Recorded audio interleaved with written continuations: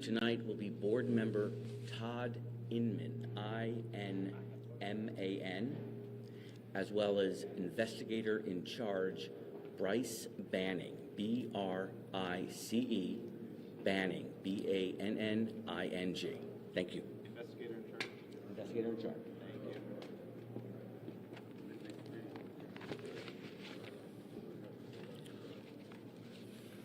Let me just start with, whenever we began our first press conference, I guess 2 or 3 days ago, we gave the condolences to the families of the 67 victims in this accident. And tonight, we also need to give the condolences to yet another set of individuals due to the Philadelphia crash. Our hearts go out to all of them. Nobody should suffer this much tragedy, no matter what time frame in between it. But know this, we will find out what happened in both of those accidents. We will make recommendations, and we will attempt to never have to deal with those type of accidents again. I want to give you just a couple of facts right off the bat, just in case there's any questions. Last year, aviation accounted for 1,204 of those.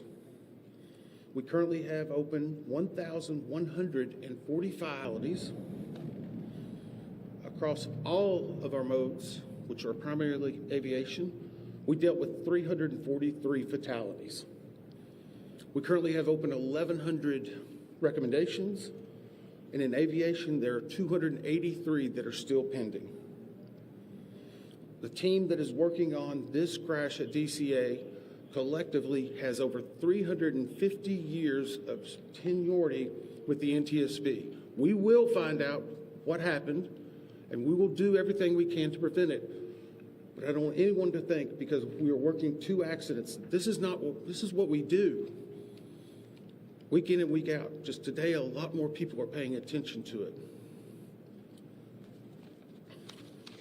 I want to take an opportunity to introduce Bryce Banning. He hasn't really spoken the last couple of times, but he's been working hard and putting together a lot of information. Bryce joined the NTSB in 2012 as a senior aircraft investigator. He's an airline transport pilot with commercial privileges for single-engine land and sea, certified flight instructor, multi-engine instructor, and instrument instructor. He's also a certified airframe and power plant mechanic. Bryce has accumulated over 8,000 hours of flight time in all types of aircraft, ranging from Pipers to Navajos, King Airs, and Lear. He served in multiple management positions for multiple airlines, and he has been leading this team since the inception. He's going to brief you on some details that we have, and then we'll come back with some additional details.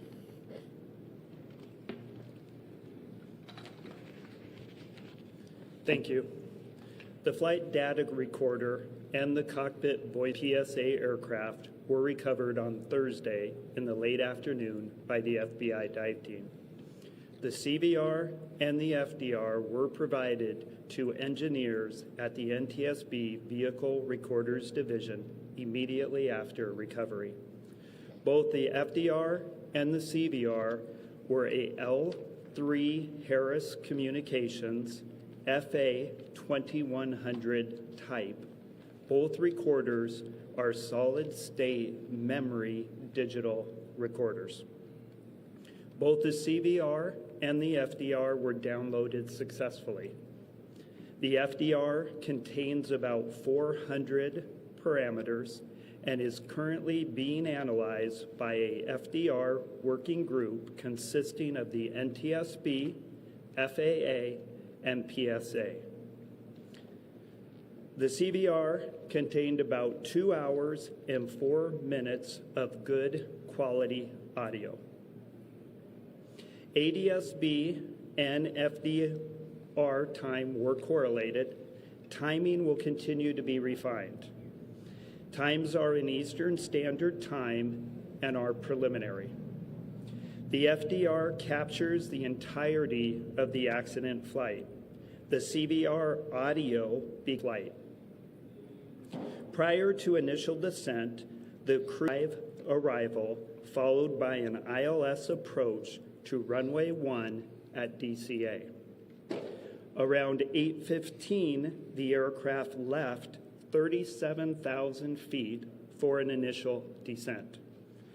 At 8:39:10, Potomac approach cleared the crew for the Mount Vernon visual runway 1 approach. At 8:43:06, the crew made initial contact with the DCA tower. The tower controller then asked if the crew could switch to runway 33. After a brief discussion between the crew, they agreed to runway 33. At 8:46:01, a radio transmission from the tower was audible, informing Pat 25 that traffic just south of the Wilson Bridge was a CRJ at 1,200 feet circling to runway 33. At 8:46:29, the crew received a 1,000-foot automated call-out. At 8:40, cleared other jet traffic on runway 1 for departure with no delay. At 8:47:29, the crew received a 500-foot automated call-out. At 8:47:39, a radio transmission from the if the CRJ was in sight. 1 second later, the crew received an automated traffic advisory stating traffic. At 8:47:42, a radio transmission from the tower was audible, directing Pat 25 to pass behind the CRJ. And FDR data showed the airplane beginning to increase its pitch. Sounds of impact were audible about 1 second later, followed by the end of the recording. A CVR group consisting of party representatives from the NTSB, PSA, ALPA, and the FAA has been convened. The group is currently working to transcribe the entirety of the CVR recording verbatim. Thank you. We will take some questions at the end, but we have some additional details we definitely want to brief you on today. I want to clarify something that was, I think, presented by NTSB at some form, specifically around air traffic control. The Washington DCA tower was communicating out any transmission on a VHF and UHF frequency. Any transmission would come out on both bands. The Black Hawk was transmitting out with a UHF band, while the CRJ jet was transmitting out with a VHF. The airplane and the helicopter would hear any air traffic control, but they would not hear, or conversely, if they were transmitting out. I bring that up because we are now working through the transcript of the air traffic control, and many people have heard online different recordings. Those do not contain the UHF radio transmissions. What they're hearing is the VHF recorded on certain software programs. As we synchronize the timing on that, we hope to be able to release it tomorrow. We do have it. We're working through the synchronization because the specific time will be very critical. Now, a few updates in regard to the Black Hawk helicopter. We can verify it was on night vision goggles were actively being worn, nor what the setting may be. Further investigation should be able to let us know if that occurred and what factor it may play in the overall accident. We do know that and we announced the combination CVR and the flight data recorder was extracted last night from the aircraft. When it was brought to our lab and opened, there was a water intrusion. Again, this is not uncommon. If you recall, in the CRJ, that cockpit voice recorder also had a water intrusion. It is going through the same process of ionized water until it's put into a vacuum oven. We still are very confident we will have that data. On the Black Hawk, we can confirm that we are looking into a priority air transport, and that's where you hear PAT, that on the prior day, PAT 11 was in close contact with a Republic Air flight. The Republic Air flight rejected the landing and did a go-around. The reason we are bringing this up is our data currently shows there was over 1,000 feet of separation between those two aircraft. 1,000 feet is a good safety barrier. Obviously, the pilot made its own decision in rejecting the landing. We just wanted to bring that fact out. It will be considered in the overall evaluation of this accident. So now let's go into controllers.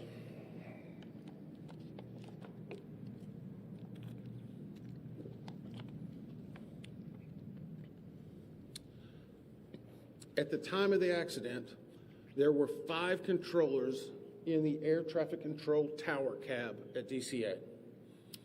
One was a local controller, which was handling not only helicopter, but fixed-wing aircraft. The local controller also would be handling arrivals and departures, close-in airspace, and the use of the runway. There was a ground controller, which was handling all aircraft and vehicles, not on the runway. In addition, there was a local assist controller.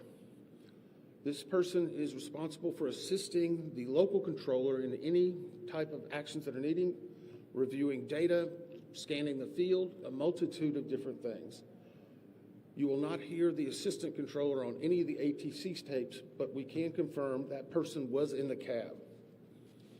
In addition, there's an operations supervisor who has direct oversight over the tower. This is someone who manages everyone that's involved in the operation, along with an operational supervisor in training tower at the time of the accident. At this time, we have interviewed the local controller, the ground controller, and the local assist controller. We anticipate having the interviews with the operations supervisor and the supervisor in training conducted no later than Monday evening. And for a little bit of context, this is a controller's worst nightmare. Interviews take a long time, not because there's that much talking, but there's several breaks that occur for emotions, just to be able to compose themselves to talk about what happened. We want to be thorough. If we need to go back for additional information, we absolutely will. We're getting full cooperation and access to those individuals we need. And we hope, again, to have them completed no later than Monday. Now we're going to talk a little bit about altitude.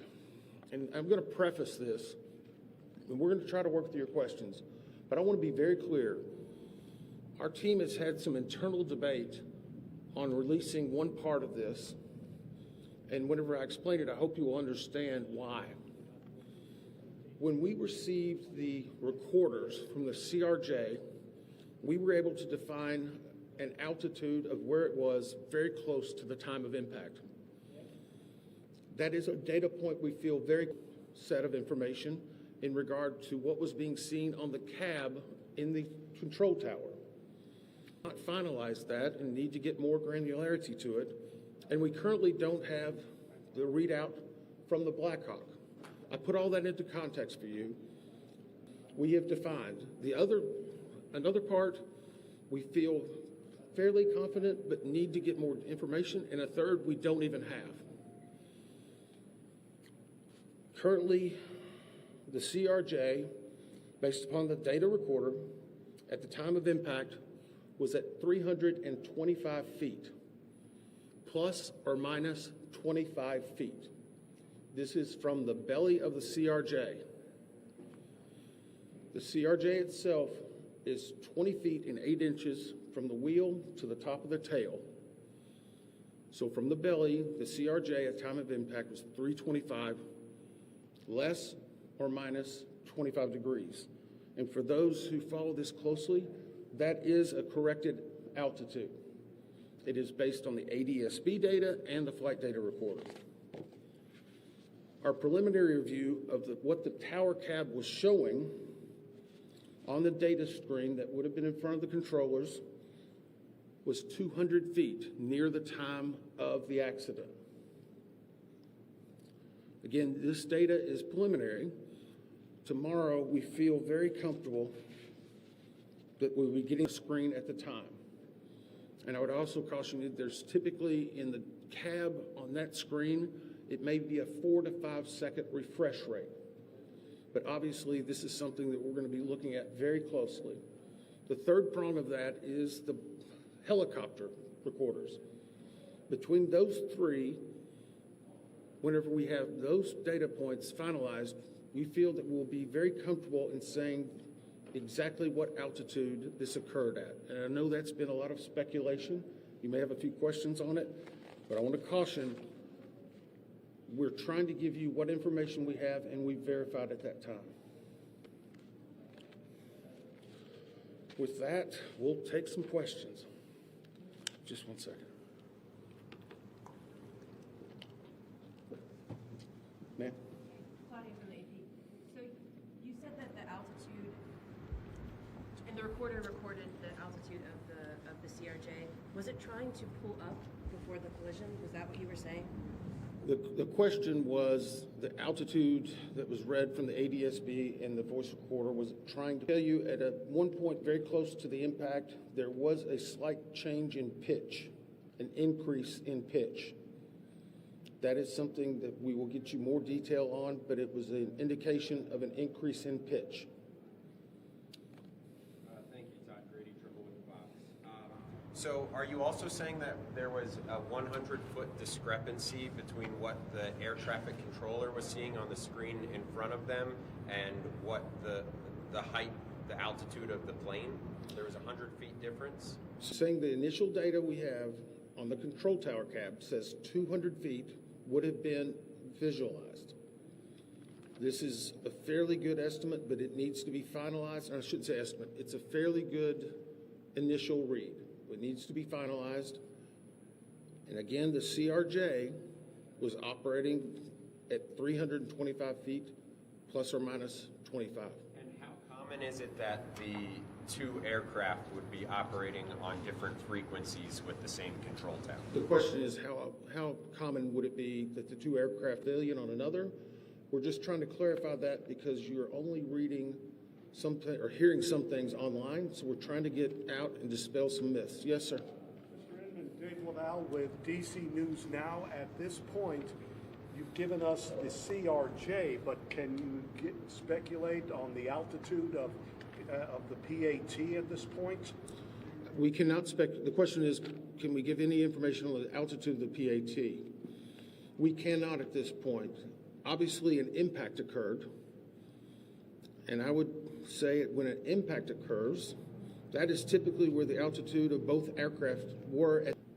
But again, whenever we have the data from the recorder, we will be able to give you more specific. And just to follow up, if I may, sir, there have been reports, can you comment on reports that PAT may have flown above its max limit for that airspace? So the question was, can I comment on reports that PAT may have flown above its max limits? No, because I haven't heard that. And I don't try to look at the media that much. So by not saying that, I'm not denying, but I just haven't heard it. We haven't discussed it. I'll ask the investigator in charge. Do you have any information on that? Yeah, I can praise of a helicopter route. The ceiling of that route was 200 feet. As Member Inman said, we have not got the data out of the FDR for the Black Hawk at this time, but that's what we know. As you walked through the timeline, that there was a broadcast over the cockpit of traffic. Can you talk about what indications, if any, you have that the plane's anti-collision system was working. It's my understanding that that broadcast goes out if the system has been activated. Can you comment on what you've learned about the anti-collision system? The question is about the traffic that was heard on the cockpit voice recorder. I can say this: we are defining what is inside of each system and what they were outputting. Because of the unique nature of military aircraft, we need additional specialization, which we have. But for right now, we're trying to present you with what we've heard, so we need further information to be able to find why it was indicating traffic. Yes? The night goggles, how will you determine if they were wearing the night goggles or not? The question was, how will we determine if they were wearing the night vision goggles or not? Part of that will be based, and we already know during the extraction of the bodies, how they were presented and what was around them. I can say that impact was very significant. And so it will take additional analysis of their helmets, the attached areas. We're looking to find if the night vision goggle bags, whenever we extract the aircraft, are they empty? Are they found in the debris field? There's a lot of different variables we need to find out before we determine that. Yes? Thanks, Chase Williams from Fox Business. I know that it was 4 minutes before impact that there was a runway switch. They switched to 33. How routine is that? And is that enough lead time for pilots and other traffic in the area to be aware of, a change in the patterns? Okay, so the question was in regard to, and the term you used was runway switch. The CRJ was on approach to runway 33. They'd been brought in that way. As they were coming in, they were asked by the air traffic control, could they accept, or sorry, let me reverse that. They were coming in on runway 1. As they were on approach, the air traffic controller said, can you accept runway 33? That is not an uncommon occurrence at DCA. It creates an arcing of the flight path, so it's very normal. Pilots were able to discuss it. They accepted it. They appear to be on a proper, at least, lineup at that time. So right now, we'll evaluate it with all the other facts and data, but it is what it is at this point, I guess. Yes, sir. Yeah, Dominique Moody with NBC Washington. I just have a question about the staffing in the air tower. Can you tell me if that's common for it to have that level of staffing, or is it traditionally more people inside of the cabin? The question was the staffing at the time of the actual accident with the 5 individuals. I have not gotten an update from the air traffic control people. I know the primary thing we wanted to get was exactly that, and there's been discussions because, again, typical can change based on the day of the week, the time, the weather. So we will not categorize anything. Eric Gilchrist with NBC News. If I heard you correctly, you said that the tower was able to see the airplane at 200 feet. The tower instruments read it at 200 feet. Did it not read where the helicopter was at the same time? The question was, it was reading the airplane. Could it not read the helicopter? It could read the helicopter. And the reason why I'm saying it could, and this is again getting into more specific information, the definition that's needed for us to evaluate that further will be downloaded tomorrow. Do you want to answer a little bit on how those control towers, or I'm happy to continue. Okay. Those monitors obviously assimilate different pieces of information. So our initial read was showing that. We're giving you the 200 feet as indicative of the CRJ. I don't want to speculate specifically on the Black Hawk. Sorry, it's reversed, right? Come on. So, as previously stated, we know that the FDR and data provided indicated that the CRJ was at 325 feet, plus or minus 25 feet. We also, initial preliminary data right now indicates that on the tower's radar scope that was available to the controller, initial data indicates that he may have seen 200 feet. That needs to be verified. Our ATC group is working it. We will have more data available, but those are the initial indications. And no indication for the Black Hawk on that screen at that same time?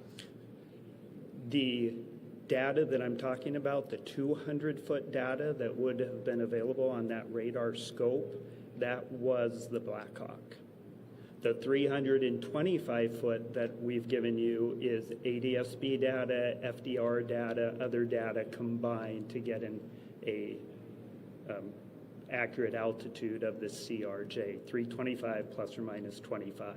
The radar data, where that helicopter is down at 200 feet, it has less fidelity. So our team is looking into that, but I think it's important to note that this is a complex investigation. Make sure we, as Member Inman has said, understand why this happened. Sorry, Bryce, can I? Hang on, I'll call on people. Yes, ma'am. Can you just confirm what your colleague just said, that the CRJ was showing at 375 feet and the Black Hawk was showing at 200? So the question again, and I'm going to try to say this one more time. The CRJ, at the time of impact, based on ADSB data and the voice and the data and the flight recorder, on the radar scope in the cab, our preliminary review shows that the Black Hawk helicopter would have visualized at 200. Preliminary, we will get more significant information. We wanted to present the 325 plus or minus because we knew that, we have good certainty with it, but without presenting it with the radar scope information or with presenting that, it could cause some conflict. So I'm going to be very careful to make sure we still have a lot more work to do. These are one of thousands of data points and will be hundreds of thousands of pages. We're trying to release the information as we know it and make sure we're giving the best information that's accurate and learning from it. Yep. Reverend, yesterday you talked about spending time with some of the victims' families. Can you describe any sort of update today with them? Well, the question is about spending time with the members' families. Yeah, I spent several hours with them today. There's more, there's some new, there's some that have been there for 3 days. There's some that want to give us hugs. There's some that are just mad and angry. They're just all hurt, and they still want answers, and we want to give them answers. And the most devastating thing, I guess, today was they watched the news last night. They know their loved ones were recovering. They're thinking, is it going to take longer? Am I not going to find my loved one? How will this affect it? That's hard. I mean, it's horrible. We've been through this. Unfortunately, we have a lot of experts. We've done 1,000, but that doesn't mean it's not completely new to them. What's really horrible, though, is that these things are happening. You know, I keep a challenge coin. Whenever I first got to the NTSB, man, I said, what do you want to put on the back? This was on the front door of our training center where the TW-800 was for many years. From tragedy, we draw knowledge to improve the safety for us all. That's what we're doing right now. We're dealing with tragedy, but we need to improve safety. We need 200-plus recommendations fixed. We need people to take action. Unfortunately, at some point, all of you are going to be gone. We're still going to have the investigation open. We're going to make recommendations. We go to East Palestine, a community that gets devastated. Still nothing's happened. We have several hundred recommendations open for aviation. You want to do something about it? Adopt the recommendation of the NTSB. You'll save lives. Get off and do something. I don't want to have to meet with another set of those parents like that again. It's not fair. Could be your family. Sorry, I didn't mean to take it out on you. It's just hard. Sorry. Yeah. I have two, and I just want to follow up because I want to make sure I understand the elevation question correctly. The flight data recorder on the CRJ is showing 325 plus or minus 25. That's correct, right? The question is, and I apologize, I've said this 3 or 4 times, on the CRJ, the flight data recorder that has been localized from the ADSB data and other is showing the time of impact. It was at 325 plus or minus 25 feet. Okay. The 200 feet inside side of the air traffic control cab was for the helicopter. Is that The question again, the preliminary helicopter at 200 feet. Now again, you can have, we're not saying plus or minus because we don't really know that. It's not as granular. We will have the exact data set tomorrow evening. We knew you would have some questions, so please be responsible in reporting this. We need more. I know that some of that information is coming out, and we're trying to provide it. No more. Sorry, I've answered the same question several times. Sorry. Go ahead. This is just a clarification point on this topic. I understand what the radar scope in the ATC cap was showing and what the black box showed you from the CRJ. I guess the question is, what would explain the discrepancy, which appears to be 100 feet, when clearly they hit each other? So the question is, what would explain this discrepancy? That's what our job is to figure that out. That's what we're doing. That's the reason we're giving you information to dispel some information that may be out there. We're the gold standard across the world because we tell the facts. And sometimes we have to give a little bit something preliminary so that you don't. the 4 to 5 second delay that you described? Where was that?